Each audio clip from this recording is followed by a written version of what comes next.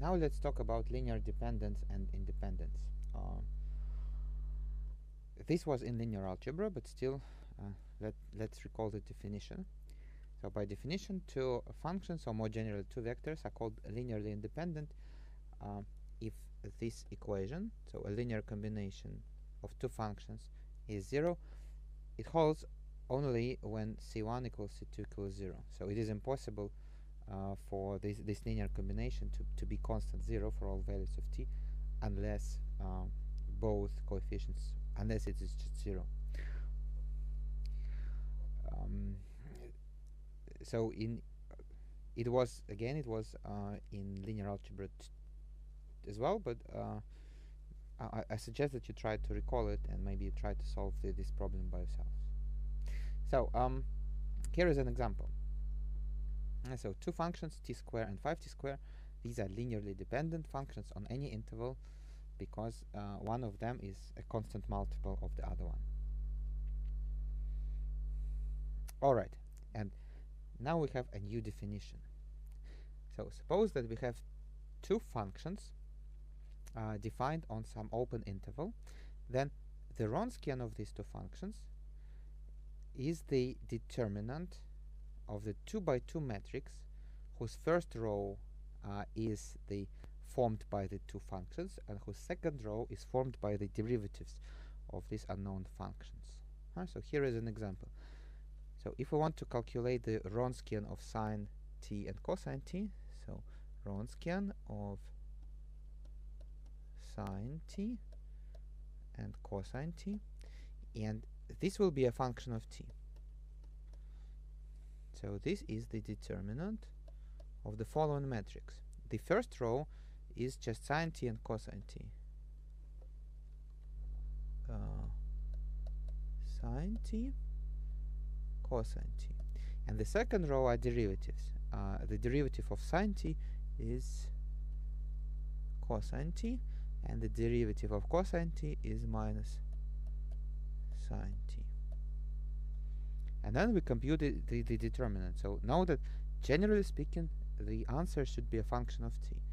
But here when we compute the determinant we get minus sine t times sine t, so minus sine squared t minus cosine squared t is minus 1. So here the wronskian is negative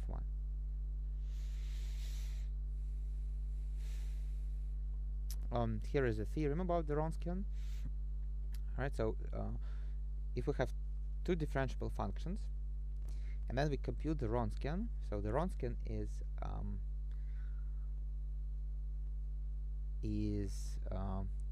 again a function of t, and then we evaluate that function of t at some point t0, and then suppose that what we get is a non-zero number, then these functions f and g are linearly independent. So that's what the theorem tells us. And so suppose that on the contrary that f and g are linearly dependent. So it means that g is a constant multiple of f. But then we just substitute it into the wronskian.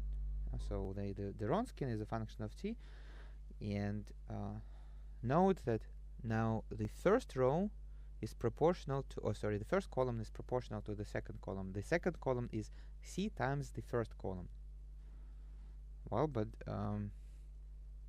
whenever that happens, if we have a matrix and it has two rows or two columns that are proportional to each other, then the determinant is 0. Right? So, and this contradiction concludes the proof. Well, now this theorem tells us that if the functions are linearly dependent, then the wronskian is constant 0. Or we can say that if at some point the wronskian is not 0, then the functions are linearly independent. But the converse is not true. Here is an example. So two functions, right? And you can check that the wronskian is 0 for all values of t, but yet the functions are linearly independent. So to explain this better, maybe let me plot the graph of these two functions. If this is the axis ty, then the first function looks like this. It is t squared for negative values of t and 0 for positive values of t. So here is the third function.